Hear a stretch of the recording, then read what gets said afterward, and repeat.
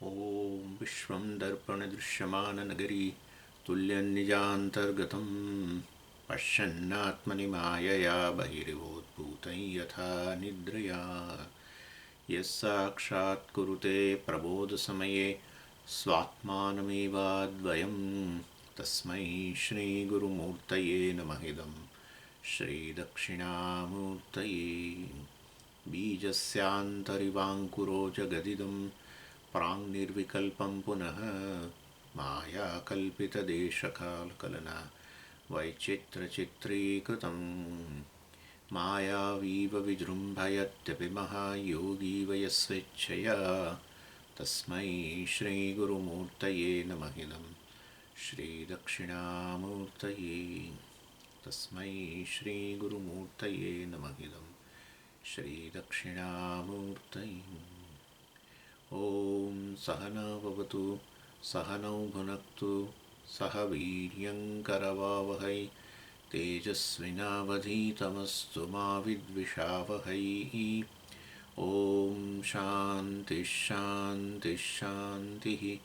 सदाशिवसमारम्भां शङ्कराचार्यमध्यमाम् अस्मदाचार्यपर्यन्तां वन्दे गुरुपरम्पराम्।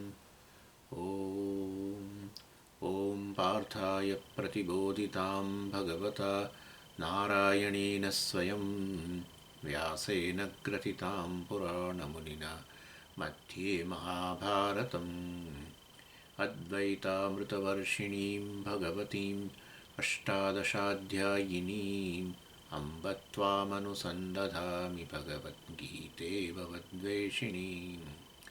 यं ब्रह्मा वरुणेन्द्ररुद्रमरुतः स्तुन्वन्ति दिव्यैस्तवैः वेदैः साङ्गपदक्रमोपनिषदैः गायन्ति यं सामगाः।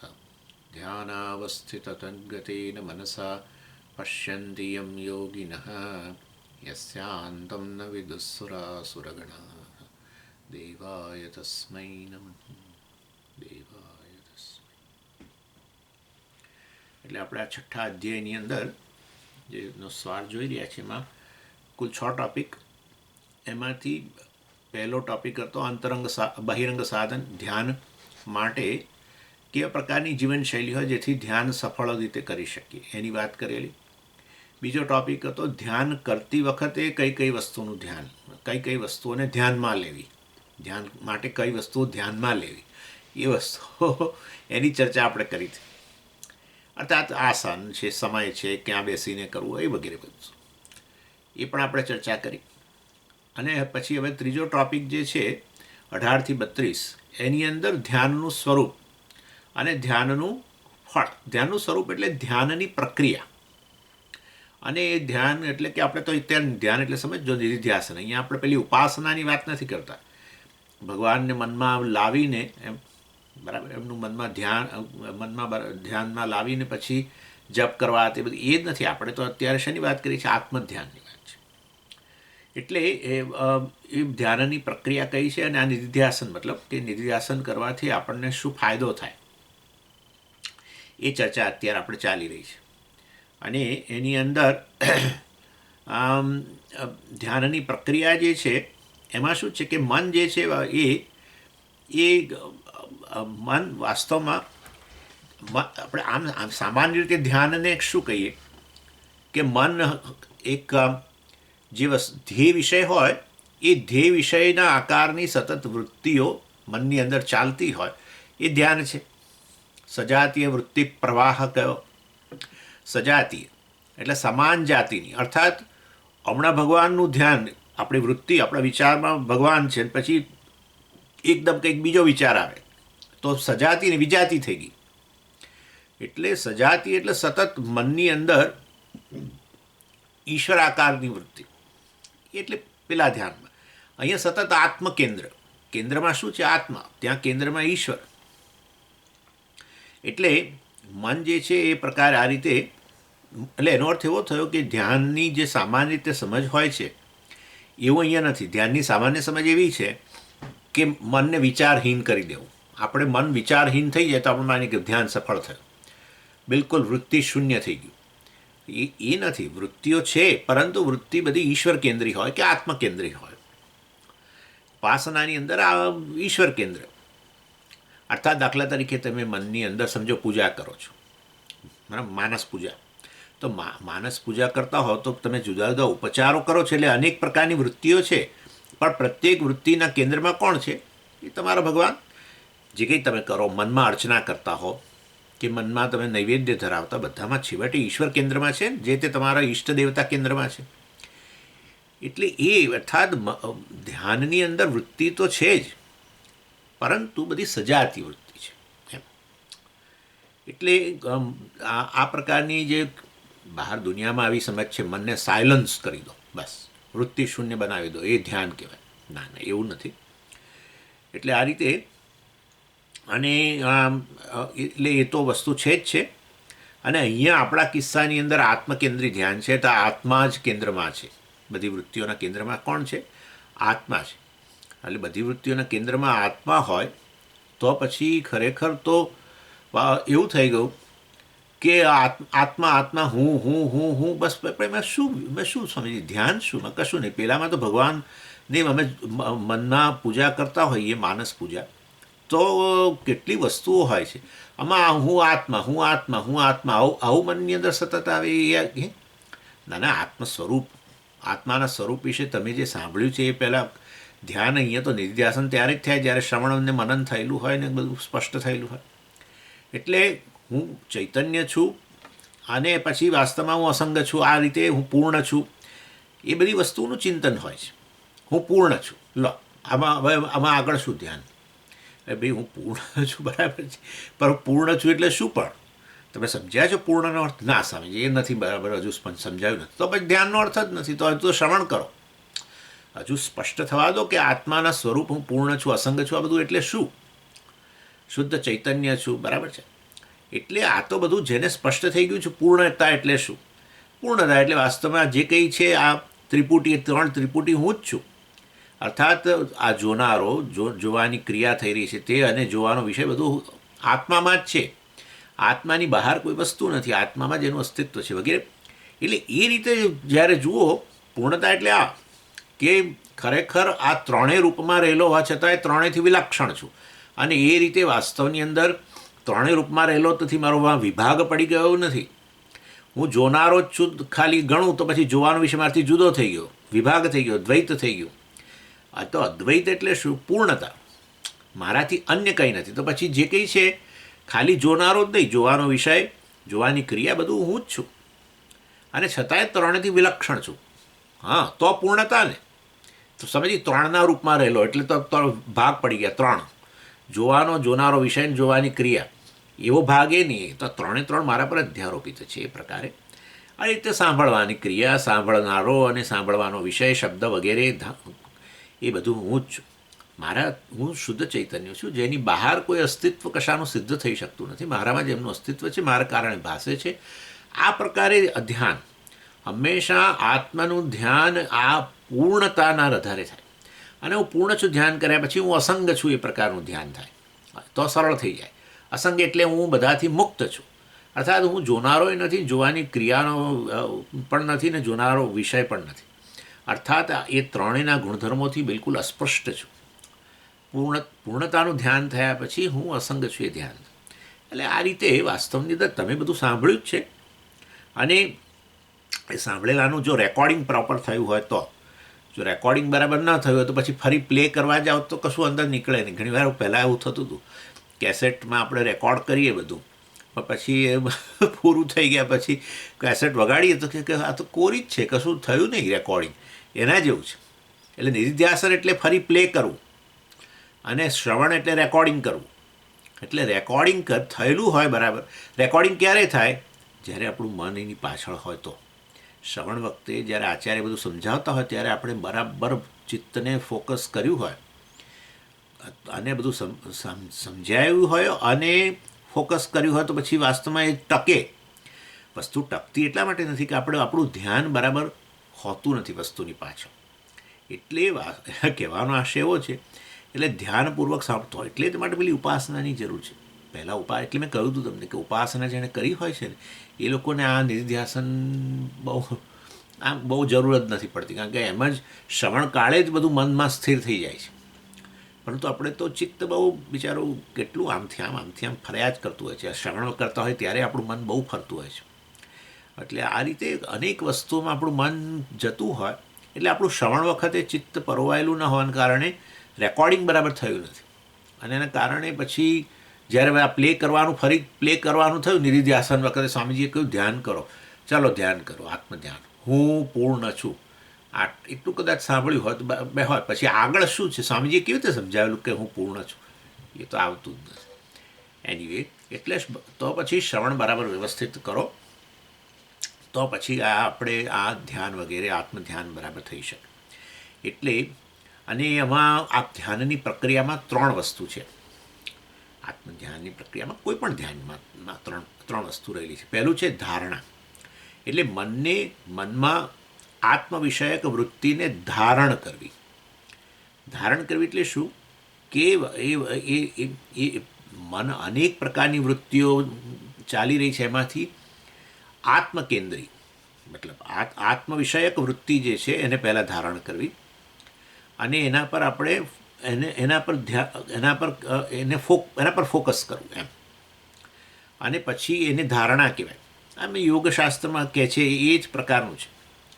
એટલે ત્યાં એ લોકો યોગશાસ્ત્રમાં ધારણા ધ્યાન વગેરેની અંદર એને જુદો અર્થ કરે. આપણે ધારણા એટલે આ ફોકસ, વસ્તુને ધારણ કરો કહીએ છીએ. ધારણ કરો એટલે એના પર ફોકસ કરો. અને પછી ધ્યાનમાં પછી આવે ધ્યાન, એટલે શું કે જેના પર હવે ફોકસ કર્યું છે એ વસ્તુને ટકાવો. આપણે ફોકસ કરીએ કે ચાલો હવે હું પૂર્ણ છું, આત્મા પૂર્ણ છે, એ તો ધ્યાન નથી ભાઈ. હું પૂર્ણ છું, કે હું અસંગ છું, કે હું નિત્ય છું, વગેરે વગેરે. એ પર એ બધું ક્યાં આવ્યું હતું? આપણે બીજા અધ્યાયની અંદર જ્યારે મેં વાત કરી 11 થી 25 શ્લોકમાં આત્મ સ્વરૂપની વાત કરેલી. આત્મ સ્વરૂપમાં આત્મા નિત્ય છે, આત્મા સર્વગત છે, સર્વવ્યાપી છે. એ વખતે મેં થોડું સમજાવેલું. એ વસ્તુઓ અહીંયા લઈ આવવાની. અર્થાત આ જે ભગવાને 12 થી 25માં શ્લોક કે 11 થી 25 શ્લોક જે ગણો તે બીજા અધ્યાયમાં, એમાં આત્માના સ્વરૂપની જ વાત કરી છે. નિત્ય સર્વગત સ્થાણ હું વગેરે વગેરે. અજો નિત્ય શાશ્વતો એમ પુરાણ ન જાયતે ન મ્રિયતે એવા એક્સેટ્રા. બધું કેટલું કહ્યું ભગવાન. અને મહાભૂતોને એના પર અસર થતી નથી વગેરે. પાણીમાં એ ડૂબતો નથી ને આ થતું નથી તે વગેરે. નૈનમ છિંદંતી શસ્ત્રાણી નૈનમ દહતી પાવક. જો બધું આત્મ સ્વરૂપની વાત કરી ભગવાન. એ વસ્તુ બરાબર સમજ્યા હોઈએ તો ધ્યાન થાય, ના સમજીએ નથી સમજાયું તો ફરી સાંભળો, અથવા તમારી નોટ્સ હોય તો એને જરા કાઢીને વાંચો કે ભાઈ આ શું એટલે શું. આત્મા છેદાતો નથી શસ્ત્રોથી એટલે શું પણ. એટલે પછી આત્મા શબ્દને ડ્રોપ કરો. હું છેદાતો નથી. અરે કોઈ શસ્ત્ર મને તો છેદી નાખે. તમને છેદી નાખે? હા, મને છેદી જ નાખે ને શસ્ત્ર. અરે ચપ્પુની ધારથી આંગળી કપાઈ જાય ને. એનો અર્થ એવો થયો કે હજુ આત્મા શું છે ખબર નથી, હું તો શરીર છું એમ જ માનીએ છીએ. ઇન શોર્ટ, એટલે વસ્તુ ત્યાં સમજાવવામાં આવે, અને એ વસ્તુ અહીંયા લઈ આવવાની. જે અધ્યાયમાં જે 11 થી 25માં શ્લોકમાં તમે જે સાંભળ્યું છે બધું, એ વસ્તુ અહીંયા લઈ આવવાની અને ધ્યાન કરવાનું. અને આત્મા આવો છે નહીં, તો ગયું કામ છે, પતી ગયું. હું આવો છું. આત્મા આવો છે તો તમે જાતને શરીર માનશો, અને અંદર કહેતા આત્મા બેઠેલો માનશો કોઈક જગ્યાએ, કોઈ ખૂણામાં. આવું માનનારા છે કે આત્મા તો અંદર શરીરમાં રહેલો છે, અને શરીરમાં એક જગ્યાએ રહી અને આખા શરીરને પ્રકાશિત કરે છે. જેવી રીતે દીવો કોઈ એક જગ્યાએ ઓરડામાં હોય અને ત્યાંથી આખા ઓરડાને પ્રકાશિત કરે, એવી રીતે આખા શરીરમાં ચેતના જે જણાય છે એનું કારણ કે એક શરીર વ્યાપી નથી આત્મા. તો એ તો એક જીવ તો વાસ્તવમાં ચેતન છે. એ આત્માના એ જીવને જ આત્મા કહેવામાં આવે છે, અને એ તો શરીરમાં ક્યાંક બેઠેલો છે. એટલે આ રીતે, અને એ આખા શરીરમાં એક જગ્યાએ રહીને ચેતનતા પ્રદાન કરે છે, માટે શરીર ચેતન છે, વગેરે વગેરે વગેરે. એનીવે, એટલે એ તો બધું વિશિષ્ટાદ્વૈતું. આપણે તો વાત કરીએ આત્મા તો પૂર્ણ છે. તો શરીર ચૈતન્યમાં રહેલું છે, શરીર આત્મામાં છે, આત્મા શરીરમાં નથી. અર્થાત એ આપણે એ જે પ્રકારનું વસ્તુની ચર્ચા કરેલી છે એ પ્રકારે હવે એના પર ફોકસ કરવું અને પછી એ વૃત્તિ જાળવવાનો પ્રયત્ન કરવો. એટલે પહેલાં ધારણા, પછી ધ્યાન. શું બતાવી રહ્યો છું તમને? ધ્યાનની પ્રક્રિયા. જે આ ભગવાને જે અહીંયા કહ્યું 18થી 32મા શ્લોકમાં એની વાત કરી છે. અને પછી બસ તમે જો વસ્તુને જાળવો, એ વૃત્તિને થોડોક સમય જાળવો, તો પછી વૃત્તિ આપોઆપ જ એની અંદર સ્થિર થઈ જાય. એમાં તમારું મન પૂરેપૂરું એબ્સોર્બ થઈ જાય. એટલે અને પછી કશું કરવાની જરૂર નથી રહેતી. કોઈ પછી હવે સંકલ્પની જરૂર નથી. ધારણા અને ધ્યાનમાં આ પ્રકારે તમારી પસંદગીનો ઉપયોગ કરવાનો હતો, તમારી વિલ, ફ્રી વિલ. હવે મન એની અંદર સ્થિર થયું પછી તમારી વૃત્તિ તમારે પછી આગળ તમારી પસંદગીની કોઈ ની જરૂર રહેતી નથી. એટલે અને આપોઆપ જ સમજી મારું મન એની અંદર પરોવાઈ ગયેલું છે કે નહીં, કેવી રીતે ખબર પડે? તમારી બધી સભાનતા જતી રહે. તમે ક્યાં બેઠા છો, કયો સમય થયો, આ તો આપણી કેપેસિટી જ છે. આપણને એમ અને સમાધિ કહેવામાં આવે છે. એટલે ધારણા, ધ્યાન અને સમાધિ એટલે મન પરોવાઈ જવું. આવું તો કેટલી જગ્યાએ આપણું મન પરોવાઈ જતું હોય છે. કેટલાક લોકો નોવેલ વાંચતા હોય છે, તેમાં એમનું ચિત્ત પરોવાઈ જાય. કેટલાક લોકો પડોશીને ત્યાં કંઈક થઈ રહ્યું હોય, ઝઘડો થયો હોય, તો શું થાય છે તે બરાબર આમ દિવાલ પાસે કાન લઈ જઈને બરાબર સાંભળે. બીજે બધે શું થઈ રહ્યું છે કશું ખબર ના હોય એમને. ત્યાં પૂરેપૂરું એમનું ધ્યાન ત્યાં હોય. એટલે કેટલાક લોકો જમી રહ્યા હોય ત્યારે એમનું ચિત્ત એમાં પરોવાય. કેટલાક લોકો કંઈક ટીવીની સિરિયલ જોતા હોય ત્યારે, કેટલાક લોકો ક્રિકેટ મેચ જોતા હોય ત્યારે, ઓસ્ટ્રેલિયા જોડે રમાતી હોય ક્રિકેટ, એ મેચ ચાલતી હોય, ક્રિકેટનો બહુ શોખ હોય, તો તમને કેટલા વાગ્યા ને તમે ક્યાં બેઠા છો ભૂલી જાય. તો પેલા કેમનો રમે છે, આ બુમરાહે કેટલી વિકેટો લીધી ને કઈ રીતે લે છે ને શું કરે છે ને હવે કેટલા રનની લીડ છે, આ પૂરેપૂરું ચિત્ત એની અંદર પરોવાઈ જાય. કેટલાક લોકો રસોઈનો શોખ વગેરે હોય, મન પહેલાં શરૂમાં થોડું ફોકસ કરે અને પછી આપોઆપ જ ધારણ, મતલબ પછી એ વસ્તુ ટકે, અને જેવું ટકે થોડોક સમય એટલે પછી મન પરોવાઈ જાય એની અંદર. ધારણા, ધ્યાન અને સમાધિ. એટલે આ તો આપણને કે સમાધિ તો બહુ મોટી વસ્તુ છે, એવું નથી. આ વસ્તુ માટે આપણું ચિત્ત પરોવાતું નથી, એ જુદી વસ્તુ છે અંદર. પરંતુ આ પ્રકારની કેપેસિટી છે આપણી. અને ભગવાને એના માટે ઉદાહરણ પણ આપ્યું કે આ રીતે ચિત્ત પરોવાઈ જાય આત્મધ્યાનની અંદર, સમાધિ જેને કહેવાય.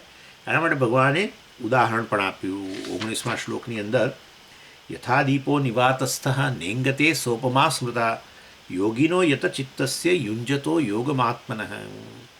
એટલે ભગવાન કહ્યું, એ ઉદાહરણ આપતા કહ્યું કે જેવી રીતે આપણી એક આ ફ્લેમ, જ્યોતિ જે છે એ તમે એવી જગ્યાએ રાખી હોય, આપણે નથી પેલા કાચની પેટીની અંદર દીવો પ્રગટાવીને એ કાચની પેટી મૂકી દીધો.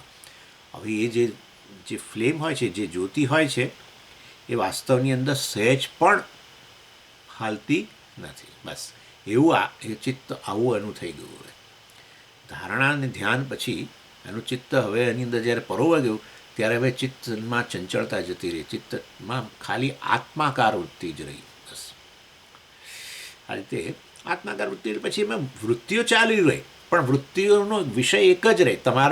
તમારા પ્રયત્ન વગર પણ વૃત્તિનો વિષય એક જ રહે. જ્યારે તમે ક્રિકેટ કે કોઈ આવી રીતે સિરિયલ જોતા હો, તમે હવે પસંદગી એવી નથી કરતા કે તમે કોઈ સંકલ્પ નથી કરતા કે મારું મન એમાં પરોવાયેલું રહે. કેવું પરોવાયેલું? આપોઆપ જ રહે છે એમ. એ સમાધિની સ્થિતિ કહેવાય. એ પ્રકારની આ સ્થિતિ છે. એટલે આ ધ્યાનની પ્રક્રિયા જે છે એમાં ધારણા છે, પહેલાં ફોકસ કરો. શેના પર ફોકસ કરો? હું પૂર્ણ છું, દાખલા તરીકે એના પર ફોકસ કરો. હું તો શુદ્ધ ચૈતન્ય છું. આ શરીરમાં બુદ્ધિ વગેરે તો જડ વસ્તુ છે, એ તો ખરેખર અનાત્મા છે, કારણ કે મારા જ્ઞાનનો વિષય બને છે. ભૂખ છે, તરસ છે, શરીર છે, મન છે, સ્મૃતિ છે, આ બધું મનમાં આવી પ્રકારની લાગણી છે. તો આ બધું આ કોણ એને પ્રકાશિત કરી રહ્યું છે? તો વાસ્તવમાં આત્માથી તો પ્રકાશિત થાય છે. તો પછી ખરેખર એ તો અનાત્મા છે. જે પ્રકાશિત થાય એ તો અનાત્મા છે, જે પ્રકાશક છે એ આત્મા છે. તો આત્મા તો કેવળ ચૈતન્ય છે, જેના પ્રકાશમાં બધું પ્રકાશ છે. પ્રકાશ એટલે અહીંયા પાછું બીજો ભૌતિક પ્રકાશ નહીં લાવવાનો, ચૈતન્ય જ્ઞાન પ્રકાશથી બધું પ્રકાશ છે. એનું જ્ઞાન થઈ રહ્યું છે બધી વસ્તુ. એટલે હું શરીર નથી, મન નથી, બુદ્ધિ નથી, આમ એટલે આ રીતે હું પછી પૂર્ણ છું એવી રીતે આગળ. અને પછી વાસ્તવની અંદર એમાં પછી તમારે થોડોક સમય આ રીતે ફોકસ કરવાનો પ્રયત્ન કરો, પછી એ ફોકસ કરો, પછી એ વસ્તુને ટકાવવાનો એ થોડો પ્રયત્ન કરવો પડે. અને થોડું વાર ટકે પછી તમે જુઓ કે હવે તો ચિત્ત એની અંદર જ પરોવાઈ ગયું છે. આ આપોઆપ જ આવે. જો તમે કોઈપણ વૃત્તિને ટકાવવાનો પ્રયત્ન કરો થોડોક સમય માટે, તો પછી એ મન તમારું એની અંદર પરોવાઈ જાય. વૃત્તિ એ વૃત્યાકાર જ થઈ જાય, આત્માકાર થઈ જાય. એને સમાધિ કહેવાય. હવે તમારો કોઈ પ્રયત્નની જરૂર નથી, તમારી દેશકાળની સભાનતા પણ જતી રહે, બધું જતું રહે. એટલે આખી બહુ આમ એવું કશું માનશો નહીં કે કંઈ ચમત્કાર થાય, એવું કશું નથી. આ વસ્તુ છે, આ આપણે જાણવાનું છે. સમજ, હું તો બધું ભૂલાઈ ગયું હતું, હું તો એની અંદર એવો પરોવાઈ ગયો હતો, એટલે આપણને કંઈક ચમત્કાર થયો. કશું ચમત્કાર નથી, આ તો એક સામાન્ય પ્રક્રિયા છે. એટલે આપણે મનને આ રીતે ટેવાવવું પડે, મનને ટેવ ઉત્પન્ન કરવી પડે. ચાલો, પછી ભગવાને 20 થી 23મા શ્લોકની અંદર આ જે સમાધિ જે છે એની વ્યાખ્યા કરી કે આ ધ્યાતા જે છે એ પછી આ નિધિધ્યાસન કરતા જે છે એ આ રીતે જ્યારે સમાધિ આવે એટલે આ પ્રકારે એનું ચિત્ત પરોવાઈ જાય ત્યારે પછી એ સમાધિ કહેવાય. પણ એ સમાધિની 6 કે 7 વ્યાખ્યા કરી, એ હું તમને કહું. પહેલી વ્યાખ્યા કરી જુઓ 20મા શ્લોકની અંદર, યત્ર ઉપરમતે ચિત્તમ નિરુદ્ધમ યોગ સેવયા યત્ર ચૈવાત્મનાત્માનમ પશ્યન્નાત્મની તુષ્યતિ. આ બરાબર સમજી લેજો. હું આમાં ડિટેલમાં જઈ રહ્યો છું. શું કહ્યું ભગવાને? યત્ર ઉપરમતે ચિત્તમ, ચિત્ત ઉપરમણ થઈ જવું. અર્થાત શું કે આ રીતે પ્રકારનું ધ્યાનની પ્રક્રિયામાંથી અનેક વાર પસાર થવાને કારણે, એ પ્રકારની પ્રેક્ટિસને કારણે એનું મન હવે આત્મામાં પરોવાઈ ગયું. એને મતલબ કે મન આત્મા પરોવાઈ ગયું, અર્થાત આત્માકાર જ વૃત્તિઓ સતત એનામાં હવે રહે છે. આ પહેલી સમાધિની વ્યાખ્યા. ચિત્ત ઉપરમણ નિરુદ્ધમ ચિત્તમ યત્ર ઉપરમતે યોગ સેવયા. યોગ સેવયા એટલે આ ધ્યાન. યોગ એટલે આ સતત ધ્યાન કરવાને કારણે, નિધ્યાસન કરવાને કારણે, પ્રેક્ટિસ આ પ્રકારે ધ્યાનની નિધ્યાસનની પ્રેક્ટિસને કારણે હવે મન કેવું છે? આપોઆપ જ આત્મામાં છે. આવા લોકો કે એ લોકો બેસે ને જે સીધો આ જ વિચાર આવે. તમે જ્યારે બીજી બધી પ્રવૃત્તિ કરતા હો ત્યારે સ્વાભાવિક છે, એમાં જ ધ્યાન રાખવું પડે ને. વ્યક્તિ બહેનો રસોઈ બનાવતા હોય ને પછી આ આત્માની એકદમ મનની અંદર હું તો આત્માકાર વૃત્તિમાં રમણ કરવા માંડું, તો આ સામે જે હોય દૂધ હોય તો ઉભરાઈ જાય છે. એવું નહીં. જ્યારે તમે બેસો ત્યારે તમારા મનની અંદર હવે શું આવે છે, એટલે હવે એમનું મન આપોઆપ જ આત્મામાં પરોવાઈ જાય છે. પેલી પ્રેક્ટિસ કરી છે ધ્યાનની ઘણો સમય, એટલે હવે બહુ અમને ફોકસ કરવું પડે, ટકાવવું પડે, એવું કરવાની ધારણા અને ધ્યાનની બહુ ઝાઝી જરૂર નથી રહી. હોય મન સીધું જ આત્માકાર જ વૃત્તિ, અર્થાત મન આત્માનું જ ધ્યાન કરવા માંગે છે. અને આ રીતે મન આત્મામાં પરોવાઈ જાય છે. એટલે ભગવાને અહીંયા પહેલી સમાધિની વ્યાખ્યા કરી, ચિત્ત ઉપરમણમ. ઉપરમણ એટલે ચિત્ત આ રીતે પરોવાઈ જવું. પછી બીજી વ્યાખ્યા કરી, અત્ર ચ એવ આત્મના આત્માનમ પશ્યન આત્મની તુષ્યતિ. આત્મા વડે આત્માનું દર્શન કરીને એ હવે બસ પોતાનામાં જ રમણ કરે છે, પોતાનામાંથી જ. એના આનંદનો વિષય શું છે? આત્મા જ છે. આ બીજી વ્યાખ્યા કરી સમાધિ. એટલે વ્યક્તિ જે છે એ આત્માનો જ આનંદ લે છે. આત્માનો જ આનંદ લે છે. કારણ કે આત્મા આનંદ સ્વરૂપ છે. પેલું જે વિષયમાંથી આનંદ આવતો હોય તો વિષયમાં જ મન ફર્યા કરે. એવી રીતે આ જે છે આ નિધ્યાસન કરનારો જ્ઞાની હવે તો એનું ચિત્ત સતત આત્મામાં જ રમણ કરે છે, આત્મામાં જ આત્મા દ્વારા જ આનંદ પ્રાપ્ત કરે છે. સ્વાભાવિક છે, આત્મા છે જ આનંદ સ્વરૂપ. તો પછી આનંદ સ્વરૂપ છે, સમજીએ, અર્થાત પૂર્ણ છે, કોઈ પ્રકારની મર્યાદા વગરનો છે. આપણને મર્યાદા લાગે તો દુઃખ થાય છે ને, હું આવો છું એમ કરીને, કે આટલો છું વગેરે, તો દુઃખ લાગે છે. પણ હું ખરેખર આ રીતે જાણો કે હું તો એ તો પૂર્ણ છું, અનંત છું. સત્યમ જ્ઞાનમ અનંતમ સચ્ચિદ આનંદ કહ્યું. એટલે એ રીતે, એટલે એ પછી જો આત્મા જ આનંદ સ્વરૂપ હોય તો પછી આત્મા આપોઆપ એની અંદર રમણ કરવાનો જ છે. એ વસ્તુ છે. અને પછી ત્રીજું શું છે, હા હા હવે એની અંદર થોડું જરા વધારે જોવું પડશે. આત્મા દ્વારા આત્માનું દર્શન કરીને આત્મામાં જ આનંદ, આત્મામાં જ રમણ કરે છે. હવે આત્મા દ્વારા આત્માનું દર્શન કરીને એટલે બધું શું છે આ? જો પહેલાં આ વસ્તુ જરા થોડીક ચર્ચા કરવાની જરૂર છે.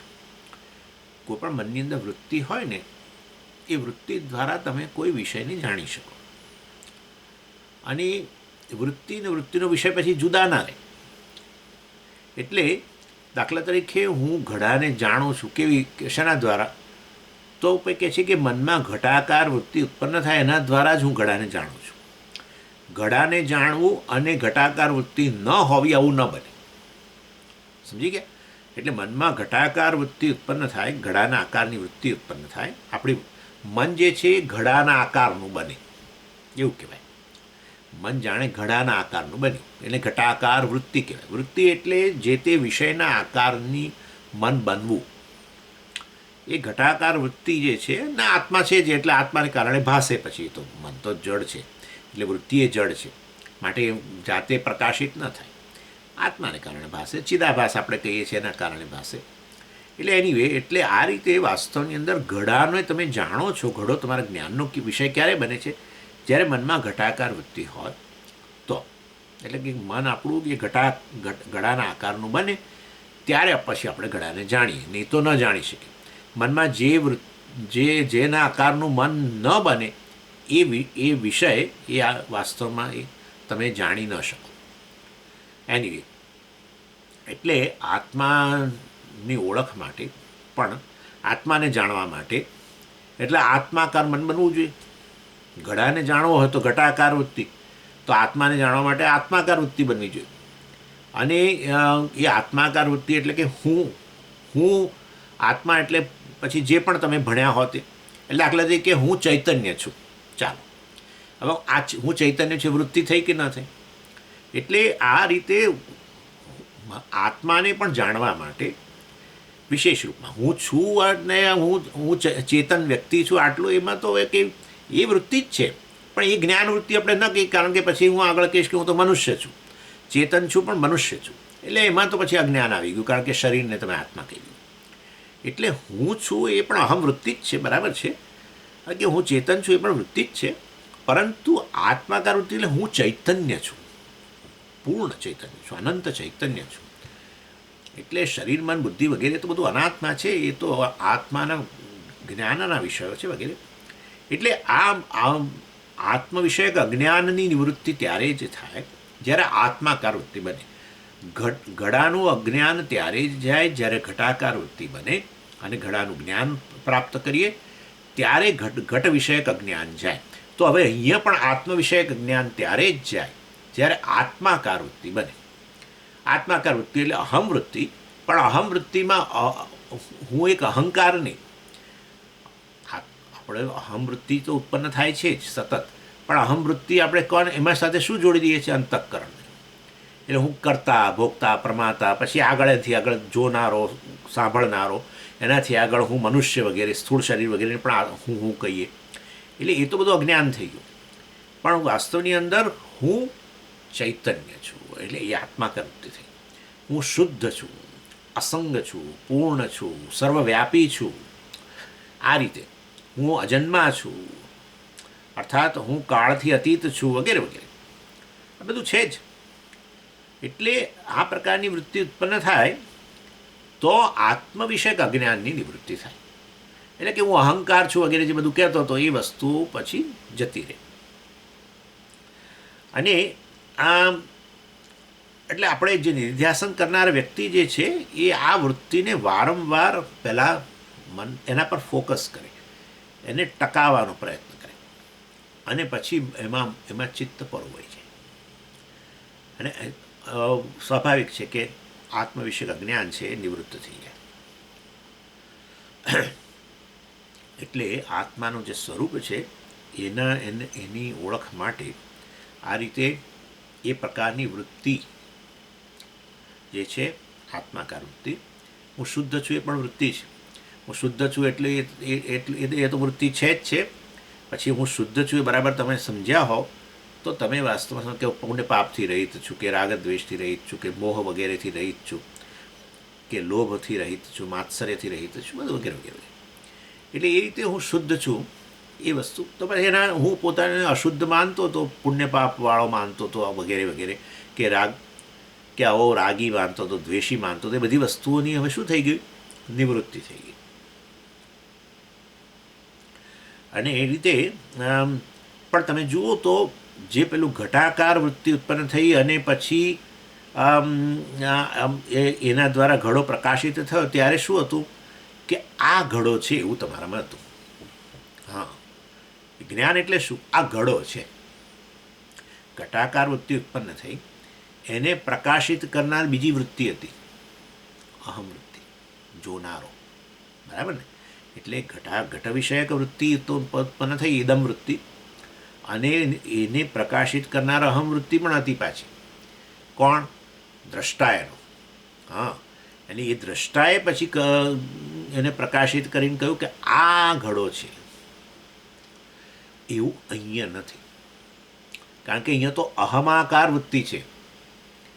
બરાબર ને? હું પૂર્ણ છું. અહીંયા એવું નથી કે આ શુદ્ધ છે, આ પૂર્ણ છે. હું પૂર્ણ છું. એટલે ઘડાનું જ્ઞાન અને આત્મજ્ઞાનમાં ફેર છે. બંને જ્ઞાન માટે વૃત્તિ તો જોઈએ જ. એ વૃત્તિ દ્વારા જ અજ્ઞાન નિવૃત્તિ થાય, જ્ઞાન વૃત્તિ દ્વારા જ અજ્ઞાનની નિવૃત્તિ થાય, જે તે ઘડાના અજ્ઞાનની નિવૃત્તિ કે આત્મ વિષયક અજ્ઞાનની નિવૃત્તિ. પરંતુ ફેર એટલો છે કે અહીંયા બે વૃત્તિ છે, બેની જરૂર છે. એક તો ઘટાકાર વૃત્તિ ઉત્પન્ન થવી અને એને પ્રકાશિત કરનાર અહમ વૃત્તિ દ્રષ્ટાએનો, અને દ્રષ્ટાએને પ્રકાશિત કરીને શું કે આ ઘડો છે. જ્યારે અહીંયા શું છે? હું ચૈતન્ય છું, હું પૂર્ણ છું. એમાં ઇદમ વૃત્તિ નથી. બરાબર ને? હું પૂર્ણ છું. એટલે અહીંયા કેવળ એક વૃત્તિ. અને અહીંયા સ્વામીજી આત્માને પ્રકાશિત કરનાર તો કોઈ જોઈશે ને? બોલો. એટલે આત્માને પ્રકાશિત કરનાર, આત્માને પ્રકાશિત કરે, આત્મા વડે બધું પ્રકાશિત થાય છે. આત્મા દ્રષ્ટાના રૂપમાં આ બધી ઇદમ વૃત્તિ જે છે, ઘડાના વિષય, ઘડાના આકારની વૃત્તિ, સ્વામીના આકારની વૃત્તિ, આ બધી આકારની વૃત્તિઓને પ્રકાશિત કરનારો હું દ્રષ્ટા ચેતન જે છે એ જ ચૈતન્ય જ વાસ્તવમાં આ રીતે અંતઃકરણમાં અભિવ્યક્ત થઈને દ્રષ્ટા શ્રોતા વગેરે. એટલે પરંતુ જ્યારે હું ચૈતન્ય છું કે હું આત્મા છું, ત્યારે આ આત્માને પ્રકાશિત કરનાર પાછો બીજો કોઈ અહમ પાછો લઈ આવવાની જરૂર નથી. સમજ્યા ને? એ તો સ્વયં પ્રકાશ છે. એટલે અહીંયા કેવળ હું પૂર્ણ છું વગેરે એ જ વાસ્તવમાં એ સ્વયંપ્રકાશ આત્મા વિષયક આપણને જે પહેલાં અજ્ઞાન હતું, અપૂર્ણ છું વગેરે, એ બધાની નિવૃત્તિ થઈ જાય. એટલે પણ સ્વામીજી આત્માને કોઈ પ્રકાશિત કરનાર રાખો તો જેમ ઘડાને પ્રકાશિત કરનાર પેલો ઘટ દ્રષ્ટા જે છે, અહમ, હું દ્રષ્ટા, અહમ વૃત્તિ પણ રહેલી છે. ઇદમ વૃત્તિને પ્રકાશિત કરનાર, ઘટાકાર વૃત્તિને પ્રકાશિત કરનાર પેલો અહમ દ્રષ્ટા પણ રહેલો છે. એવી રીતે અહીંયા કોઈ ના ભાઈ, જો આત્મા વિષય, આત્મા હું ને પ્રકાશિત કરનાર બીજો આત્મા લાવો, આત્માનમ પશ્યન વગેરે કહ્યું, એટલે આપણે આની ક્લેરિફિકેશન કરું છું. એટલે તો પછી એનો અર્થ એવો થયો કે પહેલો આત્મા અનાત્મા બની ગયો. આત્માને પ્રકાશિત કરનાર આત્મા હોય, આત્માનમ પશ્યન, તો વાસ્તવમાં એક આત્મા કેવો બની ગયો? અનાત્મા બની ગયો. ઘડાને પ્રકાશિત કરનાર જો હું દ્રષ્ટા હોઉં તો ઘડો અનાત્મા છે આપોઆપ. તો એવી ને એવી રીતે આત્માને પણ પ્રકાશિત કરનાર, આત્મ વિષયક વૃત્તિ ઉત્પન્ન થઈને એને પ્રકાશિત કરનાર બીજો આત્મા લઈ આવશો તો પાછો પહેલો આત્મા શું થઈ ગયો? અનાત્મા બની ગયો. એટલે એ રીતે તો આત્મા અનાત્મા બની ગયો. આત્મા અનાત્મા કેવી રીતે બને? આત્મા હોવાને કારણે જ અનાત્મા ન હોઈ શકે. સમજાય છે ને? એટલે ઘડો અનાત્મા જ છે, શરીર અનાત્મા જ છે. શરીર અનાત્મા હોવા છતાં એને આત્મા કહો છે, તો તકલીફ થઈ છે મોટી. કન્ફ્યુઝન તો બધું આ છે આપણું. મન અનાત્મા હોવા છતાં એને આપણે આત્મા કહ્યું છે. વૃત્તિ મનમાં બીજી આ બધી જે કંઈ કામ, ક્રોધ વગેરે બધી વૃત્તિઓ ઉત્પન્ન થાય છે, કે દયાની વૃત્તિ, ગમે તે વૃત્તિ ઉત્પન્ન થતી બધી પ્રકાશિત થાય છે. તમે કહો છો એ ખરા કે આ મારા મનમાં અત્યારે આમ ચાલી રહ્યું છે, એટલે પ્રકાશિત થઈ જ રહેલું છે જ્ઞાનથી. તમે એ વસ્તુ તમારા જ્ઞાનનો વિષય બનેલી જ છે. અને છતાંય એને એ જ્ઞાન વૃત્તિ જે પ્રકાશિત થઈ રહી છે તમારા દ્વારા દ્રષ્ટા દ્વારા, સાક્ષી દ્વારા, ચાલો એને છતાંય તમે અહમ કહી દો છો, એ ભૂલ થઈ ગયેલી છે. અધ્યાસ આપણે જેને કહીએ છીએ અથવા ગૂંચવાડો કહીએ છીએ, એ જ્ઞાનને કારણે છે. ચાલો, એટલે આ રીતે અહીંયા સમજો, આત્માનમ પશ્યન, આત્મા દર્શન કરીને, આત્મા વડે આત્માનું દર્શન કરી અને એ પછી હવે એની અંદર રમણ કરી રહ્યો છે કે હું પૂર્ણ છું. સમજો, અહીંયા તો એક જ વૃત્તિની આવશ્યકતા છે. આ જગત વિષયક વૃત્તિમાં બે વસ્તુ રહેલી છે. એ બધી જગત, બધું ઇદમ, અને આ ઇદમ વૃત્તિ ઉત્પન્ન થાય મનમાં, અને એને પેલો દ્રષ્ટા અહમ વૃત્તિ પ્રકાશિત કરે, અહંકાર પ્રકાશિત કરે, અને એના દ્વારા એ વસ્તુઓ બધી તમને જણાય, એનું જ્ઞાન થાય. જ્યારે એને આત્માના કિસ્સામાં એવું નથી. અર્થાત હું કેવળ ચૈતન્ય છું, શુદ્ધ ચૈતન્ય છું, અને એ વસ્તુ તમે મનની અંદર, તમારા મનમાં, કારણ કે ભણેલા હોવ એટલે તમારા મનમાં એ વસ્તુ સ્પષ્ટ થાય કે હા, સ્વામીએ કહ્યું તો આ પ્રમાણે કે હું શુદ્ધ ચૈતન્ય છું, ખરેખર હું શરીર વગેરે નથી. કારણ કે શરીર તો બધા ચૈતન્યના વિષય છે, જ્ઞાનના વિષય છે. આ રીતે, અને એ વસ્તુ વાસ્તવની અંદર એ અહમ વૃત્તિ જે છે એ જ હવે અહંકારનો તો ગયો, અને હવે એ જ અહંકારને બદલે જગ્યાએ હવે એ અહમ કયા રૂપમાં પ્રકાશી રહ્યો છે? ચૈતન્યના રૂપમાં. સમજી ગયા? એટલે આ રીતે આ પ્રકારની વૃત્તિ, આ નિધિધ્યાસન કરતા જે છે એ આ પ્રકારે નિધિધ્યાસન કરે છે, અને એના કારણે પછી એ વસ્તુ સ્પષ્ટ થતી જાય. જેમ પેલા વાદળો, આપણે પુષ્કળ વાદળો હોય, વરસાદ નહીં પરંતુ વાદળો એકલા હોય, પછી ધીરે ધીરે ધીરે ધીરે વાદળો બધા હટી જાય, અને આખું જે આકાશ છે કેવું એકદમ ચોખ્ખું ચટ થઈ જાય, એકદમ પ્રકાશિત, સૂર્ય પ્રકાશિત થવા માંડે એકદમ. એવું છે. ધીરે ધીરે ધીરે ધીરે ધીરે આ બધી નિવૃત્તિ થતી જાય.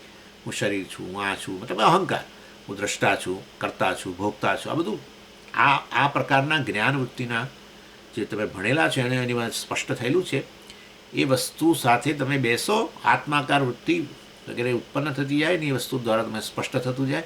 એમ પેલા વાદળો હટતા જાય, આ બધા પોતાના વિશેના અનેક પ્રકારના ખ્યાલ બધા ધીરે ધીરે ધીરે ધીરે ધીરે નીકળતા જાય. એનું નામ જ્ઞાનનિષ્ઠા. જ્ઞાનનિષ્ઠા બીજું કશું છે નહીં, આ વસ્તુ છે કે તમને જ્ઞાન છે પણ જ્ઞાનની સ્પષ્ટતા નથી આવતી, અને કદાચ સ્પષ્ટ હોય તો પણ હજુ ઘડીએ ઘડીએ આપણે ટેવને કારણે હજુ હું શરીર છું, આ છું, મનુષ્ય છું, ફલાણો છું, કરતા છું, ભોગતા છું, દ્રષ્ટા છું, શ્રોતા છું, આમ તેમ આપણે આપણી જાતને એ ટેવને કારણે આપણે કહેતા હોઈએ, જૂની ટેવને કારણે એમાંથી નિવૃત્ત થતા જઈએ. અને આપણે એટલે કહ્યું કે આ આત્મ વિષયક અજ્ઞાન નિવૃત્ત થઈ ગયું પૂર્ણ રીતે. આ રીતે એટલે અજ્ઞાનની નિવૃત્તિ તો થઈ જ આ રીતે થઈ રહી છે. અજ્ઞાનથી જન્મેલા બધા પેલા ખ્યાલો પોતાના વિશે બધાની આ રીતે નિવૃત્તિ થઈ રહી છે. અને એ જ રીતે હું પૂર્ણ છું વગેરે, અર્થાત તો પછી હું સુખ સ્વરૂપ છું, મારામાં કોઈ મર્યાદા નથી. બસ હું અને મર્યાદા એ બે વસ્તુનું મેં ખોટું મિશ્રણ કરેલું. એ ખરેખર ખોટું મિશ્રણ હતું, એ તો ગૂંચવાડો હતો. હું અને અલ્પતા ખરેખર છે જ નહીં. એટલા માટે તો અલ્પતાને દૂર કરવાનો પ્રયત્ન કર્યો. જેવું મનમાં અલ્પતા લાગે પોતાના વિશેની, અહંકાર, તમે તમારી જાતને અહંકાર કહો, જીવ કહો, તો સતત અલ્પતા લાગવાની જ છે. કાળની સમયની અલ્પતા લાગે, કોઈ બીજા ગુણધર્મોની અલ્પતા લાગે, એટ્રીબ્યુટ્સ બધા એમાંથી નિવૃત્ત થતા જાઓ. અલ્પતા એટલે તમે જોજો, હું અલ્પ છું એ વસ્તુ, જેમ પાણી ઉષ્ણ છે એ વસ્તુ જ, પાણી ઉષ્ણતાને જેમ ધકેલવા માંગે બહાર અને પછી પોતાની જાતમાં રમણ કરે, ઠંડુ બન્યા પછી એને કશું તમે ડિસ્ટર્બ ન કરો તો એને એની પોતાની જાત સાથે છે. અગ્નિ ઉષ્ણ રહે ને ત્યારે જ, ચાલો અગ્નિની ઉષ્ણતામાં અત્યારે ઉદાહરણને ઠીક નથી, પરંતુ પાણીની ઉષ્ણતા એવું કંઈક છે. અર્થાત હું અને અલ્પતા એટલે આપણને ચાલે છે, જાગ્રત કાળે એટલે જ ચાલે છે ને. સુષુપ્તિમાં હું અલ્પ છું એવો ખ્યાલ નથી રહેતો, તો વાસ્તવની અંદર આપણે મુક્ત બની જતા હોઈએ છીએ. મુક્તિનો અનુભવ છે બધાને. અને એ જે આત્માકાર વૃત્તિ વગેરે જન્મે છે એ વૃત્તિ જ છે, જેવી રીતે ઘટાકાર વૃત્તિ એવી રીતે અહમાકાર વૃત્તિ. પરંતુ એ કોઈ બાહ્ય પરિસ્થિતિને કારણે આત્માકાર વૃત્તિ જન્મતી નથી. એ કોઈક વસ્તુ બહાર તમે પ્રાપ્ત કરી એ રીતે આત્માકાર વૃત્તિ જન્મતી નથી. અને વાસ્તવની કંઈક વસ્તુની પ્રાપ્તિ થઈ, કોઈ વસ્તુનો લાભ થયો, તેથી પણ જન્મતી નથી. પોતાનું સ્વરૂપ જ છે. હું પૂર્ણ છું, સુખ સ્વરૂપ છું, આનંદ સ્વરૂપ છું. એ વાસ્તવની અંદર એ મારો સ્વભાવ જ છે. માટે એ કોઈ પરિસ્થિતિ પર આધાર ન રાખે.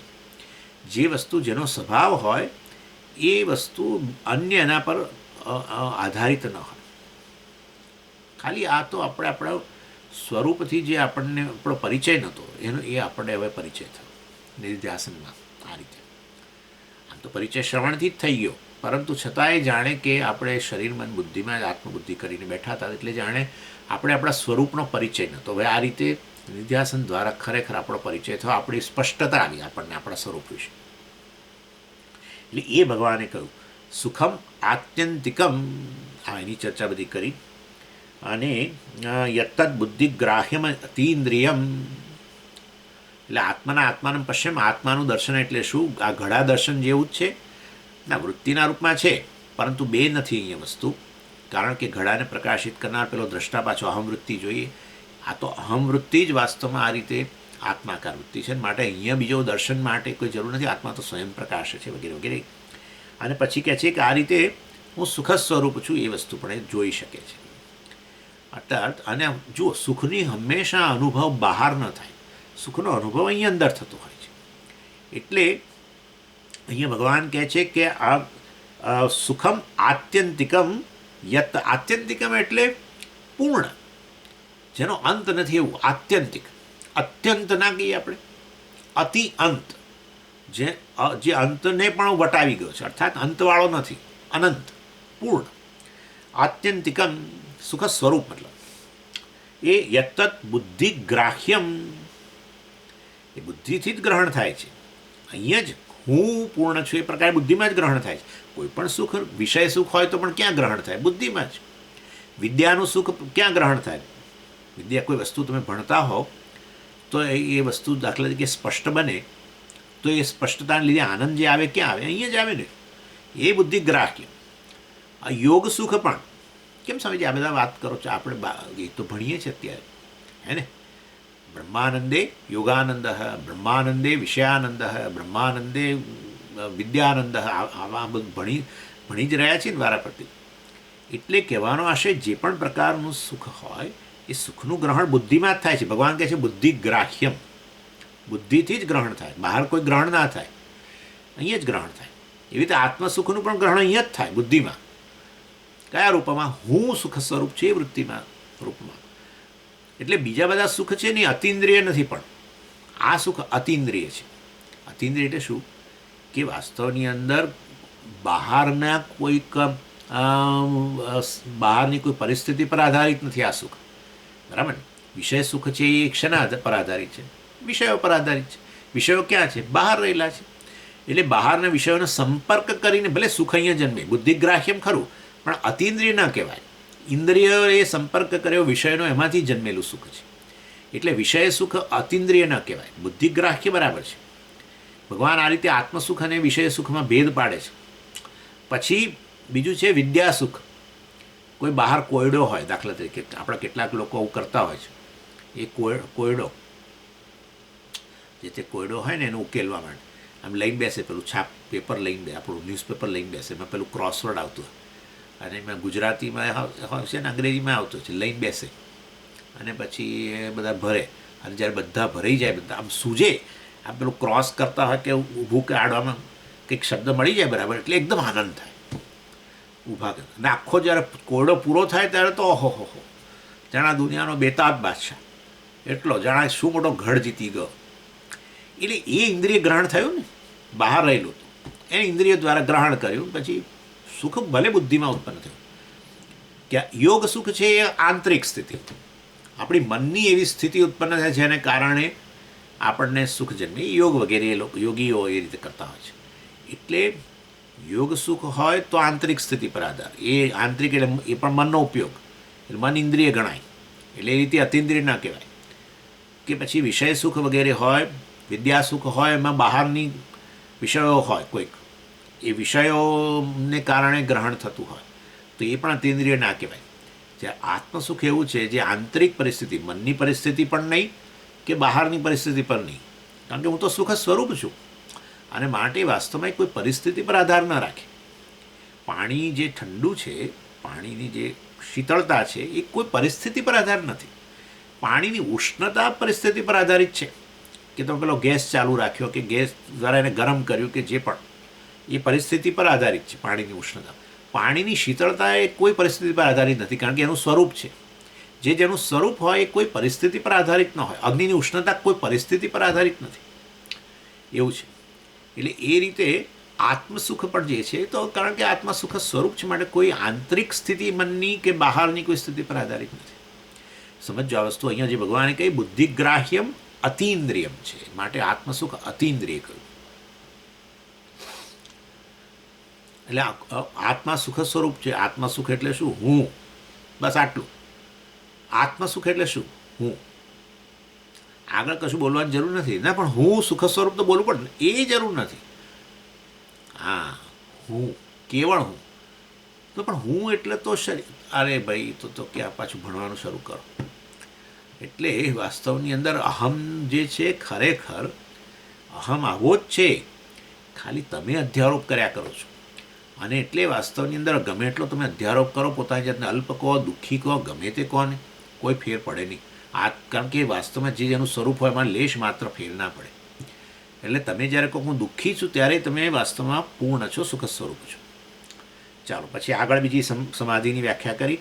યત્ર તત્વતઃ સ્થિત ન ચલતી. તત્વતઃ સ્થિત એટલે આ જે છે આ વ્યક્તિ જે ધ્યાન, આત્મધ્યાન મતલબ કે આ નિધ્યાસન વગેરે કરી રહ્યો છે, એ જ્યારે આ રીતે આત્મ સ્વરૂપને જાણે પછી વાસ્તવમાં એમાંથી ચ્યુત થતો નથી. તત્વતઃ સ્થિત.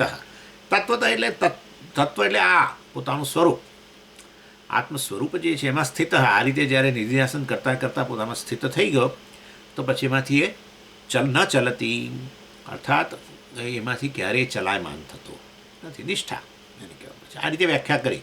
તત્વનિષ્ઠા એમ કહેવાય. સમાધિની એક વ્યાખ્યા શું?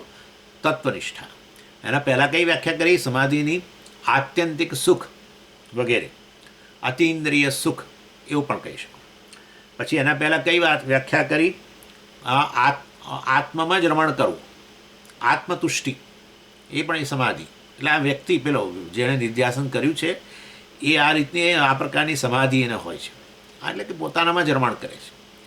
સમજીએ, આ તો સ્વાર્થી કહેવાય. આત્મામાં રમણ, પોતાનામાં રમણ કરે છે એમ જ્યારે કહીએ ત્યાં તો એ વ્યક્તિ પોતે એક વ્યક્તિ છે એવું માને ને વ્યક્તિ પોતાના જ સ્વાર્થ માટે પ્રેરિત થઈને. આપણામાં અલ્પતા હોય ને, હું અલ્પ છું ખ્યાલ હોય, અધૂરો છું ખ્યાલ હોય, તો સ્વાર્થ રહેવાનો જ છે, કોઈ શંકા જ નથી. કોઈને દોષ ના આપવો જોઈએ. મને અધૂરપ લાગતી હોય તો પછી મને અધૂરપ પૂરી કરવા માટે હું પ્રયત્ન કરવાનો જ છું ને, એટલે સ્વ અર્થે જ કામ કરીશ ને. કારણ કે અધૂરપ છે ને, અધૂરપ મારાથી સહન નહીં થાય, કારણ કે હું છું નહીં એવું. જેમ પેલી સ્વરૂપ નથી મારું, માટે વાસ્તવની અંદર એમાંથી મુક્ત થવા માટે હું હંમેશા પ્રયત્ન કરીશ. આ રીતે અહીંયા કહેવામાં આવ્યું. પછી આગળ યમ લબ્ધ્વા ચાપરમ, હા બસ 22મા શ્લોકમાં, યમ લબ્ધ્વા ચાપરમ લાભમ મન્યતે નાધિકમ તતઃ યસ્મે સ્થિતો ન દુઃખેન ગુરુણાપી વિચાલ્યતે. એટલે યમ લબ્ધ્વા ચ અપરમ લાભમ ન, એટલે જે લાભ પ્રાપ્ત કરીને, જેનો લાભ પ્રાપ્ત કરીને, જેને મેળવીને એનાથી કશું વધારે સારો લાભ રહેલો છે એવું હવે માનતો નથી. આ સ્થિતિ ખાલી જ્ઞાનીની હોય. આપણને કોઈ વસ્તુ પ્રાપ્ત થાય એટલા માટે આનો લાભ થયો, પણ એનાથી જે તુષ્ટિ ઉત્પન્ન થાય થોડોક સમય જ હોય, પછી થાય કે એના કરતાં હવે આ મેળવીએ તો સારું, એનાથી ઉપરનું આ છે એ મેળવીએ તો સારું. એટલે કોઈ વસ્તુનો લાભ થયા પછી આપણને હંમેશા માટે તુષ્ટિ, સંતોષ નથી થતો. જ્યારે આત્માનો લાભ થયા પછી, એટલે આત્માને આ રીતે આત્મજાને આ રૂપમાં જાણવો, એનું નામ લાભ. બીજો કયો લાભ? એટલે આ રીતે વાસ્તવની અંદર આત્માને જાણીને એ હવે એનાથી કોઈ બીજો મોટો લાભ રહેલો છે ને એના માટે એનું મન દોડે એવું હવે રહેતું નથી. આત્યંતિક સુખ, તમે વિચાર કરો, હું પૂર્ણ છું એ વસ્તુ જાણ્યા પછી જે કાંઈ છે, પૂર્ણતા એટલે શું? જે કાંઈ છે હું છું, એનું જ પૂર્ણ કહેવાય. મારી બહાર કશું રહ્યું જ નહીં. તો પછી હવે કઈ વસ્તુ માટે મન દોડે કે આ મેળવી લઉં તો મને લાભ થયો એમ કહેવાય? જે વસ્તુ માટે મન દોડે, સમજો, એ વસ્તુ એ આત્મા જ છે. એટલે વાસ્તવમાં જો આત્મજ્ઞાન ન હોય તો તમારે મન દોડે. એક વસ્તુ મેળવી અને પછી થાય કે આ બરાબર છે, મળી તો ગઈ. થોડો વખત પછી થાય કે હવે આને બદલે પેલું મેળવું. આ બધું મારાથી જુદું છે એવું માનું ત્યારે જ આવું થાય ને મનમાં કે આ મેળવી લો, પેલું મેળવી લો. બધું જે મારાથી જુદું છે તો લાભ આવે. આત્મા હું પૂર્ણ છું કે સુખ સ્વરૂપ છું આવું જાણીને, અનંત છું જાણીને, કશું રહ્યું જ નહીં મેળવવાનું. જે કાંઈ બીજું કંઈક છે એવું જે કદાચ મનમાં આવ્યું તો પણ એ વાસ્તવમાં આત્મા જ છે. એટલે ભગવાન કહે છે યમ લબ્ધ્વા, જેને પ્રાપ્ત કરીને અપરમ લાભમ ન મન્યતે. અપરમ લાભમ, અન્ય કોઈ વસ્તુનો લાભ, ગેઇન, ન અધિકમ તતઃ, એનાથી અન્ય કશું વધારે કોઈ લાભ નથી. આત્યંતિક લાભ એને સમાધિ કહેવાય. અર્થાત આ નિધિધ્યાસનનું ફળ કહી રહ્યા છે, જોડે જોડે નિધિધ્યાસનનું સ્વરૂપે બતાવે છે, સમાધિનું સ્વરૂપ બતાવે છે, અને આ રીતે કહે છે. ચાલો પછી આગળ શું કહે છે? યસ્મિન સ્થિતોને દુઃખેને ગુરુણાપી વિચાલ્યતે. દુઃખમાંથી આત્યંતિક નિવૃત્તિરૂપી સમાધિ. ના પણ સ્વામીજી એને કંઈક થાય તો ખરું જ ને. હવે કશુંક તો એને છીંક આવે, અને આ થાય, તાવ આવે, ફલાણું થાય, કેન્સરે થાય, ફલાણું ઢીકણું બધું થવાનું. એ કંઈક થોડો કંઈક દુનિયાની બહાર એને બધું થાય. હા, તે બરાબર છે, બધું થાય. યસ્મે સ્થિત, આત્મામાં સ્થિત થઈને આત્મજ્ઞાન પ્રાપ્ત કરીને આ વ્યક્તિ કશાથી વિચલિત થતો નથી, કારણ કે બધી પરિસ્થિતિઓ પણ આત્મા જ છે. છેલ્લી વ્યાખ્યા, તમ વિદ્યા દુઃખ સંયોગ વિયોગમ યોગ સંગીતમ. ભગવાને યોગની નવી વ્યાખ્યા કરી. શું એને યોગ કહેવાય કે સંયોગમાંથી વિયોગ થવો એને યોગ કહેવાય એમ કહ્યું. સંયોગનો વિયોગ થવો. સંયોગ આમ તો યોગ અને સંયોગનો એક જ અર્થ થયો. યોગ એટલે પણ જોડાવું, બરાબર ને? સંયોગમાં પણ શું? જોડાવું. તો પણ સ્વામી સમ છે ને પણ અંદર.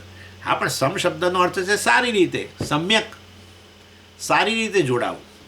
એટલે એ સારી રીતે જોડાવું. શેની જોડે સારી રીતે જોડાય છે? દુઃખ સંયોગ. આ દુઃખ સાથે બહુ સારી રીતે જોડાઈ ગયેલો છે. એ દુઃખ સાથે જે સારી રીતે જોડાયો છે એનો વિયોગ થઈ જવો, એને જ વાસ્તવમાં સમાધિ કહેવાય એમ કે છે. એટલે આ દુઃખ એટલે શું? જે વસ્તુ આપણે ઈચ્છતા ના હોઈએ ને, એ વસ્તુ હોય તો આપણે શું કહીએ? દુઃખ છે સ્વામી. હા, એને દુઃખ કહેવાય. એટલે અનડિઝાયરેબલ કોઈ વસ્તુ ઈચ્છા નથી આપણે ઈચ્છા નથી રાખતા, પણ છે, દૂર નથી કરી શકતા, એટલે એને આપણે દુઃખ કહીએ. દુઃખને દુઃખનું કારણ જુદું ના હોય. તમે જ્યારે દુઃખ કહો ત્યારે વાસ્તવમાં એ પેલી વ્યક્તિ વસ્તુને દુઃખ કહો. આ દુઃખનું મૂળ છે એમ કે એટલે દુઃખ એને દુઃખ કહો. અને જો જ્યારે જે તે દુઃખ હોય ને, અને એને કારણે દુઃખીય હોય, પછી દુઃખને કારણે દુઃખીય હોય, એટલે હવે દુઃખી દુઃખમાંથી મુક્ત ન થઈ શકે. એ તો બંધન કહીએ છીએ, એને જ બંધન કહેવાય. આનું નામ જ બંધન, કે વસ્તુ આપણને ગમતી ના હોય પણ એમાંથી છૂટીએ ના શકીએ, એને જ તો બંધન કહેવાય. એટલે આનું નામ આપણે સમજો વસ્તુ બરાબર. એટલે હવે આપણે અલ્પ છીએ, જન્મ મૃત્યુને અધીન છે, પુણ્યપાપવાળા છીએ, આ પ્રકારનું મારું પ્રારબ્ધ છે, આમ છે, તેમ છે, અને પછી બહારની પરિસ્થિતિઓ અમુક છે બધી.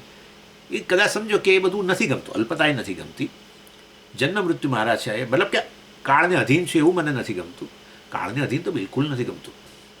સહેજ શરીરમાં ફેરફાર આવે ને લોકો કંઈક આપણને ટકોર કરે તો આપણને બહુ જ આપણો દિવસ ખરાબ જાય. હા, દિવસ ખરાબ જાય. પહેલી વાર જ્યારે તમે અંકલ સાંભળો ને, પહેલી વાર તમારા જીવનની અંદર અંકલ શબ્દ અને આંટી શબ્દ તમે સાંભળો, તમને થાય કે હું સીતાજી ભોંયમાં સમય ગયા એવી રીતે હું મને આવા ગુજરાતીમાં કે આવા શબ્દો સાંભળવા એના કરતા તો હું અંદર તો ઝઘડા થાય તેમ કે તારા આવા શબ્દો સાંભળવા એના કરતા તો હું આપઘાત કરી લઉં. એટલે અંકલ આંટી ગયું જે દિવસે, માય ગોડ, આવી બન્યું કાળની અસર. હું કાળને અધીન છું, હું પ્રૌઢ થયો, વૃદ્ધ બનીશ, આમ થશે, તેમ થશે, મૃત્યુ. બસ આનું નામ દુઃખ. પોતાને અલ્પ કહેવો કાળમાં કે બીજી રીતે બીજી બધી મર્યાદાઓ મેં વાત કરેલી જ છે.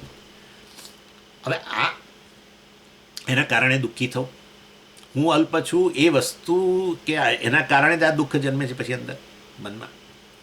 એટલે ખરેખર તો એ દુઃખ સાથે સંયોગ થઈ ગયો છે. એવો જ થયો ને અર્થ. કેમ સંયોગ? સારી રીતે સંયોગ, સારી રીતે યોગ, જોડાઈ ગયા છે. કોને ગમે છે બોલો આ વસ્તુ? હે, હું અલ્પ છું વસ્તુ કોને ગમે છે? કોઈને નથી ગમતું. હું કાળને અધીન છું, કોને ગમે છે? કોઈને નથી ગમતું. હું મૃત્યુને અધીન છું, કોને ગમે છે? કોઈને નથી ગમતું. એના કારણે ભય ઉત્પન્ન થાય છે, ભયમાંથી નિવૃત્ત થવું છે, પણ થઈ શકતા નથી. એનું નામ સંયોગ. સારી રીતે જોડાઈ ગયા છે.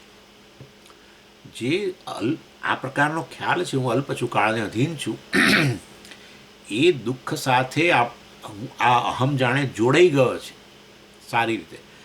હાથે પોતે મુક્ત થઈ શકતો નથી, પરંતુ આ પ્રકારનું જ્ઞાન શાસ્ત્ર અને આચાર્યની મદદ લઈને પ્રાપ્ત કરો કે ખરેખર હું તો પૂર્ણ છું, કાળનું અધિષ્ઠાન હું છું. કાળ મારો શું કોળિયો કરતો હતો? કાળનો કોળિયો કરીને હું બેઠેલો છું. કાળ મારા પર નભે છે, હું કાળ પર નભતો નથી.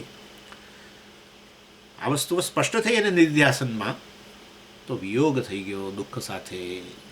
દુઃખ અને દુઃખી બંને જતા રહે. હું અલ્પ છું એના કારણે આ બધું દુઃખ હતું. કાળને અધીન છું, કાળમાં અલ્પ છું. એટલે આ સમાધિ કહેવાય. દુઃખ સાથેના સંયોગમાંથી વિયોગ થઈ જવો. બાકીની તો નહીં થઈ શકે. અને આ રીતે સમાધિની શું વ્યાખ્યાઓ કરી? 7 વ્યાખ્યા કરી. બાપરે! ચિત્ત ઉપરમણમ પહેલાં 20મા શ્લોકમાં પહેલી લાઈનમાં. બીજામાં કહ્યું આત્મતુષ્ટિ, આત્મામાં જ રમણ કરે છે સતત. પછી 21મા શ્લોકમાં કહ્યું આત્યંતિક સુખની પ્રાપ્તિ, અતિન્દ્રિય સુખની પ્રાપ્તિ કહ્યું. પછી 21મા શ્લોકમાં જ પછી બીજી લાઈનની અંદર કહ્યું કે તત્વનિષ્ઠા, તત્વમાં સ્થિત થઈને પોતાના સ્વરૂપમાં સ્થિત થઈને હવે એમાંથી ચલાયમાન થતો નથી, એ સમાધિ કહેવાય. 22મા શ્લોકમાં કહ્યું આત્યંતિક લાભ, જે લાભ મેળવ્યા પછી હવે કોઈ લાભની ગણતરી જ રહેતી નથી, બધું હું જ છું. જેનો મેળવવું છે, જેનો લાભ લેવો, જે વસ્તુનો લાભ એટલે જે વસ્તુને પ્રાપ્ત કરવી છે એ વસ્તુ પણ હું છું. પછી 22મા શ્લોકમાં બીજી લાઈનમાં કહ્યું ગુરુણાપી દુઃખેન ન વિચાર્ય તે, આત્યંતિક દુઃખમાંથી મુક્તિ. ગમે પ્રકારનું દુઃખ આવે એમાંથી એ પોતાના સ્વરૂપને જાણતો હોય, કારણ જાણે છે અસંગ છું, સહેજ પણ મને સ્પર્શ ન થાય.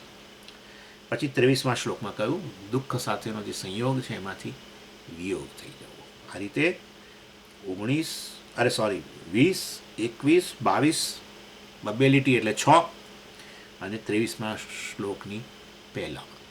એમ કરીને 7 વ્યાખ્યા આ યાદ રાખજો બરાબર.